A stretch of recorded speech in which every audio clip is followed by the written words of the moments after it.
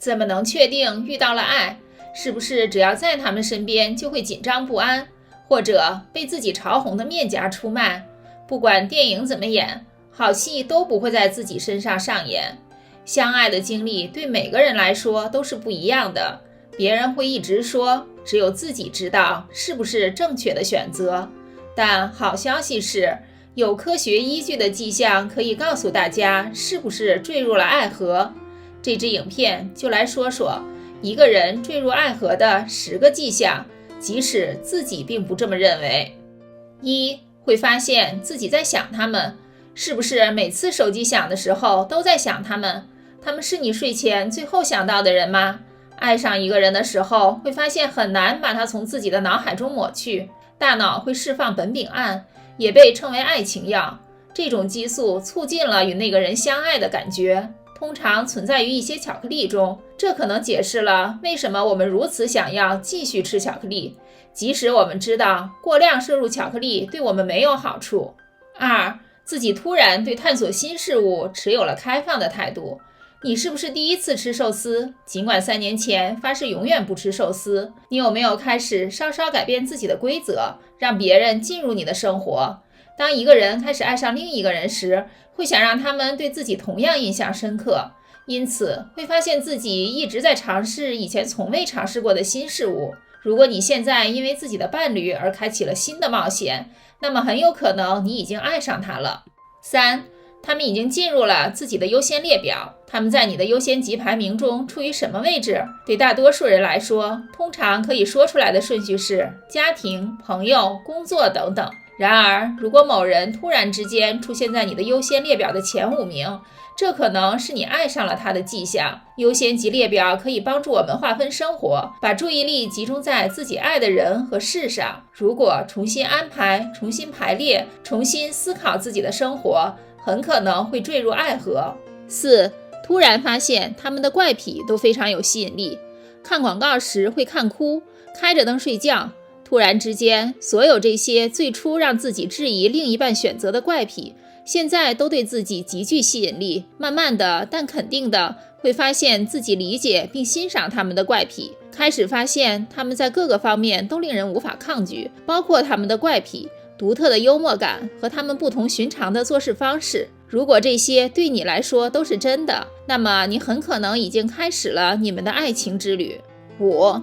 他们提升了你的自我形象，已经奇迹般的开始喜欢上自己穿紧身牛仔裤的样子了吗？已经开始在公寓里唱歌了，而不是只在浴室里表演了吗？坠入爱河的人往往会发现，这也帮助他们爱上了自己。当一个人坠入爱河时，通常会经历自我延伸，这意味着自我意识会随着这段恋情的发展而扩展。6. 他们的特质会变成你的特质。当他们向你介绍法兰绒和运动裤时，你是不是从一个牛仔爱好者变成了格纹爱好者？你现在对历史博物馆和艺术展览比之前每周的体育活动更感兴趣了吗？随着一对情侣逐渐了解彼此，他们的个人自我认识开始融合，会从伴侣的成就中体验到真正的快乐。通常情况下，会把伴侣的特征误认为是自己的，这是自我和他人重叠的结果，开始认为自己越来越像自己的伴侣了。7.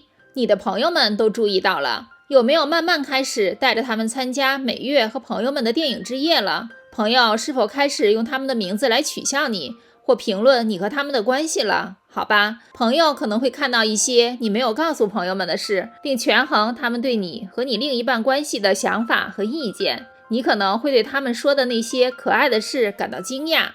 8. 对未来感到满满的正能量，是不是不会再像遇到他们之前那样被赶项目截止日期的工作搞得闷闷不乐？宝贵的5年目标突然变得可行了。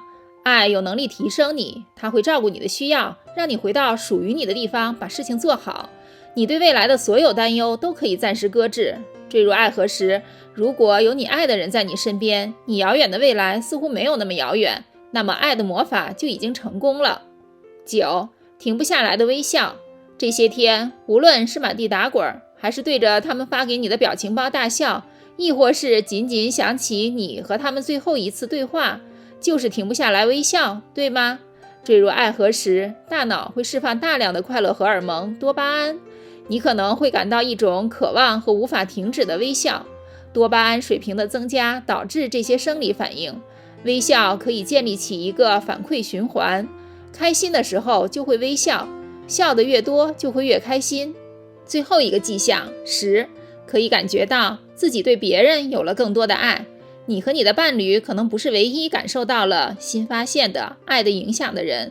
由于催产素通常被称为爱的荷尔蒙的存在，你会觉得自己更开放，与他人的联系也更紧密。